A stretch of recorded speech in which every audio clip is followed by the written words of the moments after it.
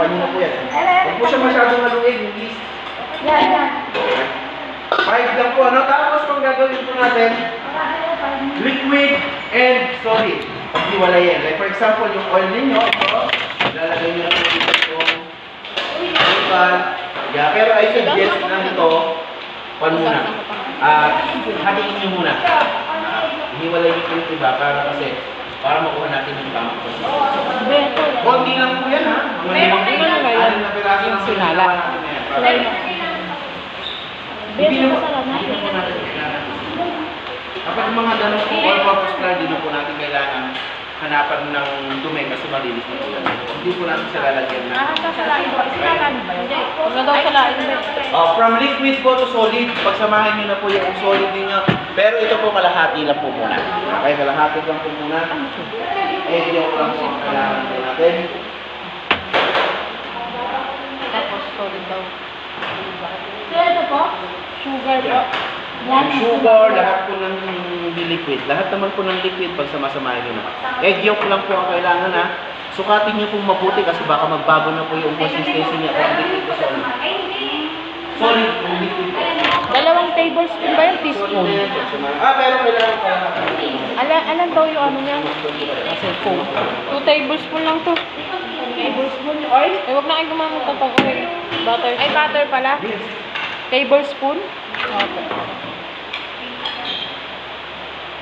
Hot lang.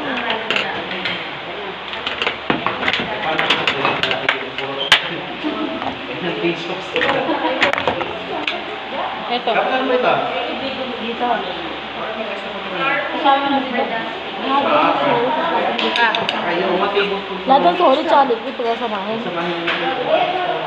Ay, yung itlog daw. Itlog yun. Ito ano ba? Butter. Butter siya. Ay, diba? Iiwalay daw yung yolk.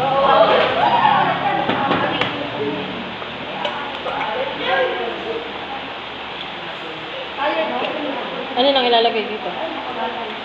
Yung egg yolk lang. Butter daw siya. Dito mo lagay dito. Yung yung yolk ako. Be. Ikaw. Ay, nabasag. Nabasag? Hindi, ako na. Hindi, ako na. Sama mo na yun. Wala na. Ilagay mo lang dito.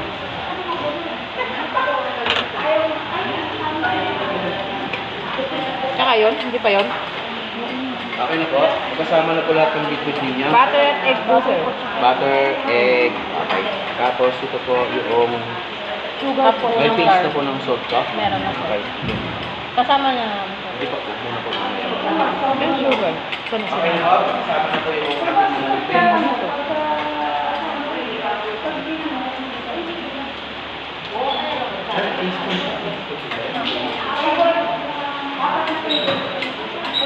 Ano may gagawin natin sa pandesal, di ba?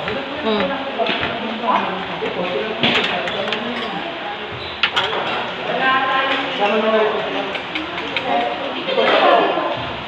Kunin niyo po mabuti, no? Para sa akin. Nakakailang minutes na po tayo. Pakicheck nga po kung umalsa. Kapag umalsa, Yun! yan, umalsa. Ibig sabihin, buhay. Yung yeast natin. Buhay. Yan, medyo bumula. Buhay. May puso. Gagawin po natin. Isama na po natin lahat itong liquid ingredients. Gala po muna. Huwag niyo po muna haluin. Huwag niyo muna haluin. Ay, hindi po. Hindi po. Ay! Bumula po siya? Umibabaw po yun. Bumula? Sigurado po kaya? Sigurado po kayo, ma'am? Kasi kapag hindi po bumula yan, hindi po magiging matibig. Kaya lang yung bukas. Bumula kayo lang ng pagbukas? O yung kaninang hinalo? Hindi. Ginalo ko na kasi kanina nung hinalo ko yung ano kasi ginalo mo bumula siya. Oo. Depende yan tayo. Huwag mo muna kita doon. Sinatap ko na natin.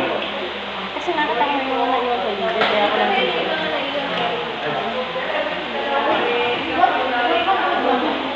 Ma'am! Okay. So ganito pa gagawin po natin, ha? Tara po muna dito. Panoorin mo yan. Spatula. Yung bumulang is, nilagay ko na po lahat ng liquid, then ilalagay ko, dito ko na po siya ilalagay. No? So, dito po may container po ng sugar at saka ng salt. Hindi ko muna lahat nilagay lahat ng flour. Okay. Kasi nga po kanina, sinukat po natin yung, yan. Pero kasi, ang tama po kasi yung system natin, tutunin po natin yung system na tama. May I suggest yung 1 teaspoon na yun, nagdagan pa natin half teaspoon ng yeast. Huwag po tayo ng yeast. Hindi daw to.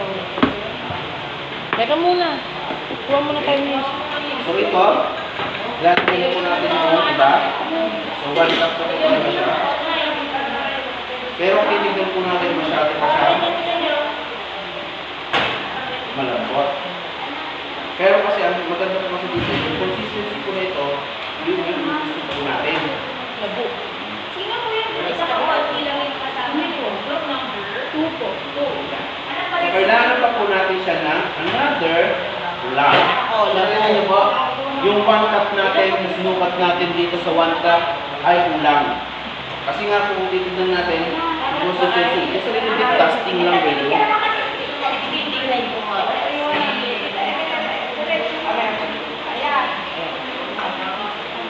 Dito po tayo magbabaw ng ganito. Just to make sure. Hindi po siya pagkitin. Parang 1/4 lang. Tapos yung dusting po natin. Little bit of dusting. Kasi hindi naman siya control. Pero yung texture po kasi nakalagahan po natin. Tapos, ang gagawin na po natin ay kumuha na po tayo ng natin siya.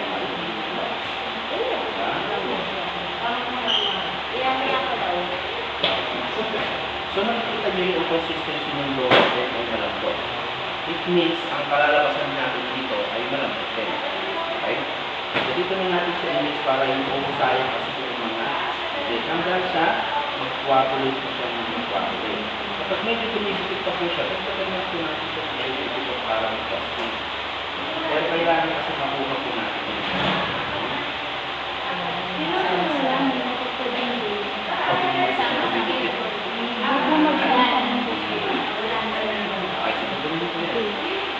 Pwede po kayo magkamay na naman.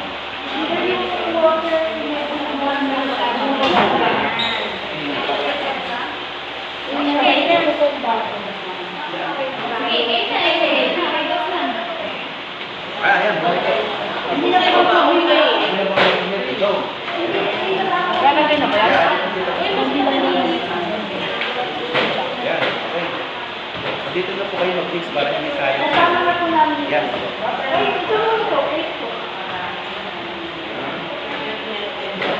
Hindi nga po. Wal pa.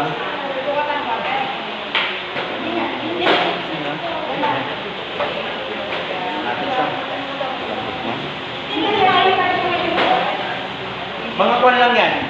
Mga 5 pirasong pag-design lang po magagawa natin. Pero at least, pwede nyo naman kung i-times.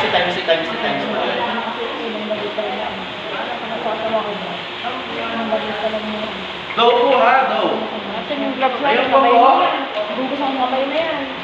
Tapos ang dulo.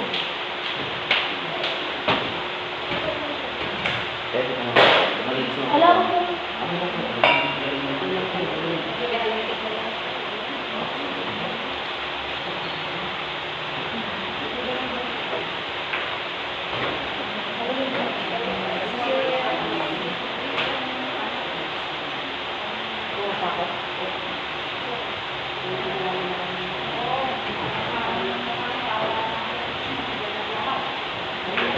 Ma'am, may bench sweeper po kaya?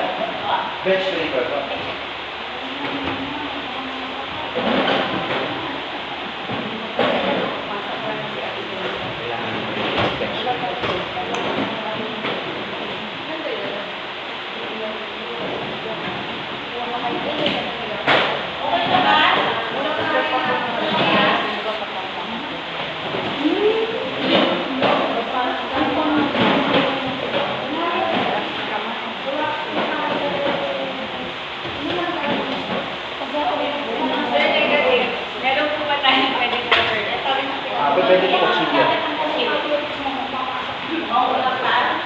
tayong kutsilyo.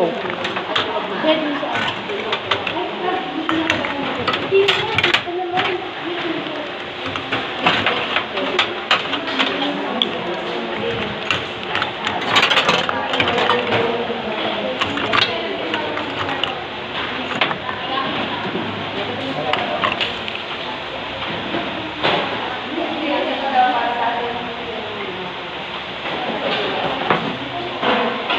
Ano tong salt na to? Nilagay niyo po yung salt.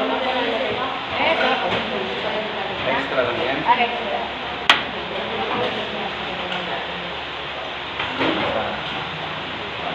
Kailangan ito pag okay, take note po dito para po ma-check natin kung okay na yung ating dough. Pigain po natin siya. Kapag ganito po madaling mapunit, ibig sabihin mo lang pa po siya sa lid. Pag nagbabounce po, yeah, pero ito po pinaka-window pane method ang tawag po natin mga. Kailangan hindi siya napupunod agad. Makinis. Ito. Ito. Medyo pumidikit.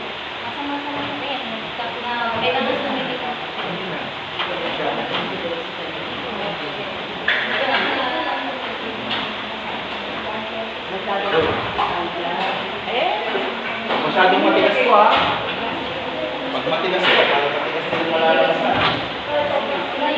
Yes, mas maganda po yung ito. Dagdagan po ng tapos. Huwag niyo na po dagdagan ng flour mo para hindi na po masyadong bigat.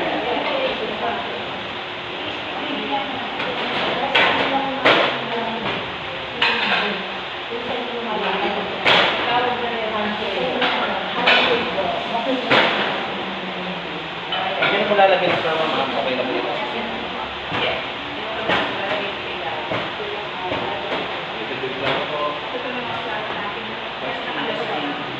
Mamaya po kasi magdadala pa rin yan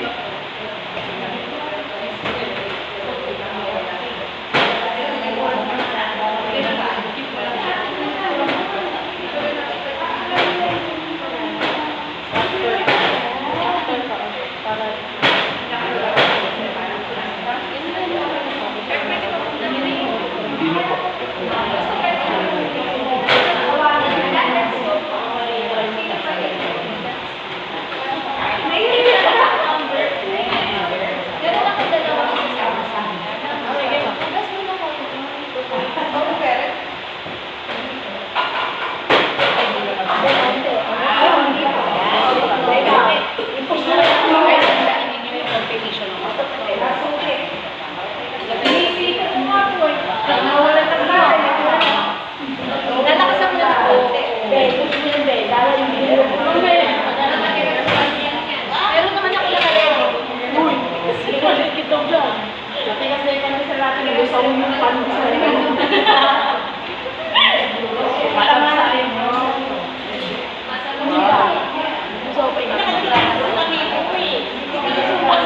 Purpose po natin dito, mixture lang po yung pero kasi kapag madami na yun, mahirap hindi talaga.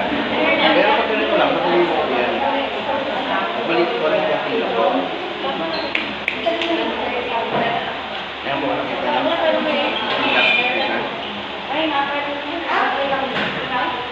Okay. Oil. Oil. Ito po yung consistency na ganito, okay na po siya.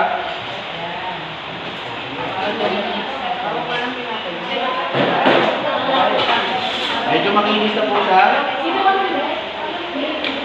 Yan, medyo makinis na po. Gagawin po natin na lapit po kayo dito. Lalagyan po natin ng oil. Dali. Yan. Ito natin. Egg white yun. Ito natin siya. Ano po trabaho ng oil? Para mag-block niya din yung oil. Para mag-block. Tapos tatakpan po natin siya. Lagay po natin siya sa ilalim. Lagay po natin ng konti.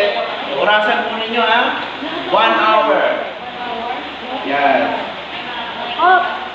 Yan, makalat 10:30. kaya. Kaya. Pwede din po pala dito para ma-save. Dito po sa oven.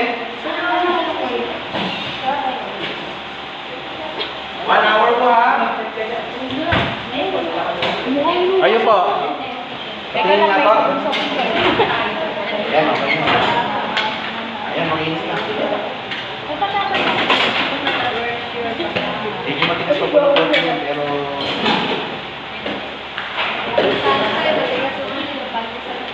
Oy, sakto nga.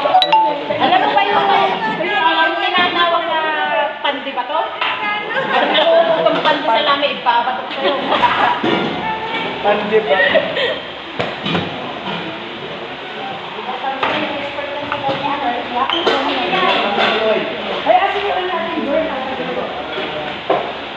Isa, sabi na sa ako, yun yung sabi sa ako, wala.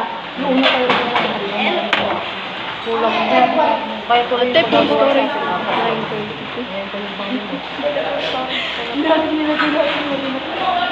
Hindi na ko nalagay na siya, malapot. Tapos, maglinis po muna at mag-display na po kayo sa isang... Mamaya natin pwede natin magamit. Be, sabi mo po. Urungan ko sa akin. Pwede na po kayo Urungan na. Ay, paurungan niyo ba? Be, Start na po tayo sa... urungan niyo na dito.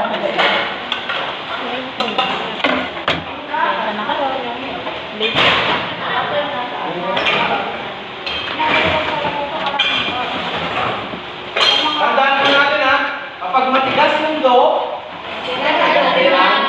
Matigas ang gumawa.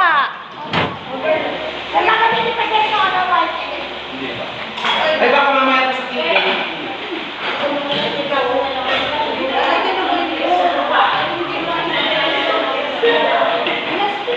Yung dough po na yan, pwede po sa kahit anong klase ng tinapay. Gusto nyo siya ng pizza, pwede yan. Hindi ko naman sa imaga, agalan nyo lang po. Mabukas. Yes. Yes, tama yung dough.